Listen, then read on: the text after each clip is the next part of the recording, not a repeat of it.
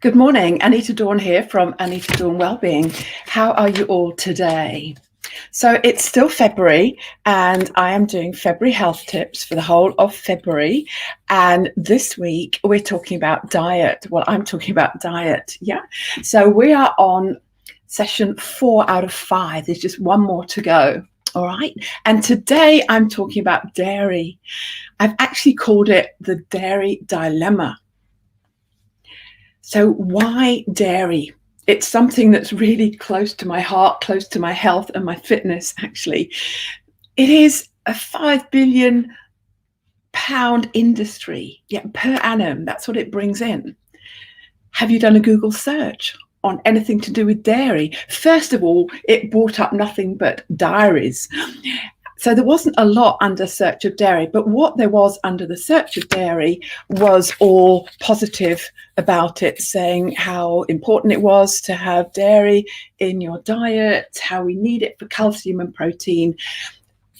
So why am I questioning it?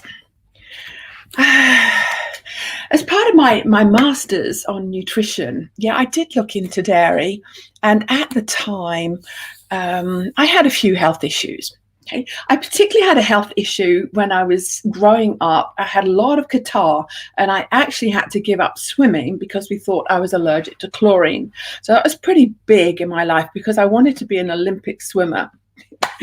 So if we do a search on Google for the negative things about dairy, then you will come up with quite a few things. Yeah, there's a few physicians out there pretty much top of their game and really telling us not to consume anything to do with dairy, any of the dairy products. Okay, so if we look at countries that have a high consumption of dairy products, they actually have a high incidence of osteoporosis. So osteoporosis, that's one reason why they're saying have dairy, have milk, because the calcium in dairy, they say, helps prevent osteoporosis. But there's a lot of stuff out there saying the opposite, and I tend to go in that camp because I know what dairy does to me. It has a very negative impact on my health. Okay, and then you have Africa and Asia,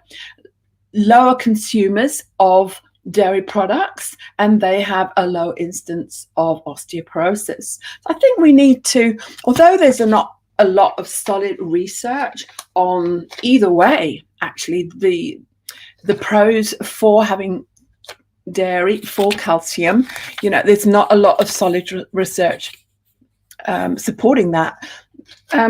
And there's equal research saying the opposite, okay? So it's kind of a little bit of a red flag to me, all right? So we do know that you can have some very harmful products in particularly in milk, harmful bacteria, pesticides, hormones, antibiotics, and some of these things can lead down the road to cancer. And there has been some research, quite a lot of research done on prostate cancer and the consumption of dairy products. We also need to look at the cost of the planet, the cost of dairy farming. It far outweighs the cost of producing plant foods, which can be equally good for us. So we can get our calcium from sardines, kale, broccoli, nuts, seeds, tofu, and also pulses, beans. So there's a lot of products that perhaps we're not eating that we could eat to get our calcium from. Okay, so going back to myself and catarrh, so I hadn't really connected it to anything when I was younger, and as I say, I gave up swimming. But over the last few years, and just to mention that as we get older, our body becomes less tolerant to things that it's allergic to. And I've been having terrible mucus, and particularly 4 years ago, to the point where I thought I was going to choke to death, and I nearly ended up in A&E.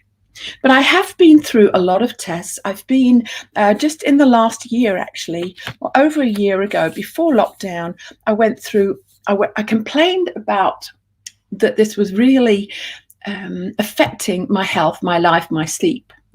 So they sent me through lots of different departments at the hospital, lots of tests, and they all came out negative. Yeah, all negative. Not one of them asked me about my consumption of dairy. So I just kind of did a lot of research myself and realized that this could be my problem. And so I gave up. Very, very hard for me to give up dairy because I grew up, drinking bottles of milk. I didn't have tea or coffee. So it's been really a hard struggle, and I've relapsed a lot. And every time I've relapsed, I've come up with these very negative health issues, health concerns that really affect the quality of my life. So now I have managed to really give it up totally. And well, almost totally. But I notice, I think I like cheese, and sometimes I have a little bit of cheese and I have that little reaction. Okay. So do think about, are you feeling great? Do you leap out of bed in the morning, raring to go for the day? Do you have little issues, sinuses? Do you have headaches? Do you have stomach aches? Apparently 75% of the population in this country have intolerance to dairy products, sort of on the way to lactose intolerance. So it really is something to take note of. So what I suggest to you, whether you think you have symptoms or whether you don't, sometimes we don't realize what we've got, negative or positive, until we don't have them anymore. So that applies to people in our lives, relationships. It's only when we break up that we think, I really love that person. And perhaps we could feel better, and perhaps we don't realize that we're not really feeling that great. So I really urge all of you, to give up dairy, totally knock it on the head for 2 weeks and see how you feel. Okay, and then slowly reintroduce it and see what reaction it has on your body then. And I would love to know. So let me know in the comments, first of all, how much dairy are you eating on a regular basis? You're having milk, cheese, yogurt. So the consumption of yogurt and cheeses has increased, and the consumption of dairy milk is actually decreasing. I think there's a lot of alternatives that people are turning to on the market. But let me know, and also definitely let me know if you're planning to give up dairy products for 2 weeks, and I'll give you all the support I can there. So thank you for listening.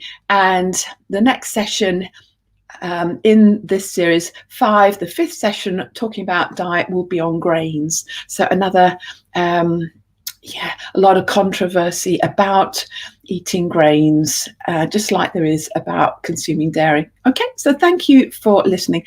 But do give me your comments, give me your feedback. Let me know what you think.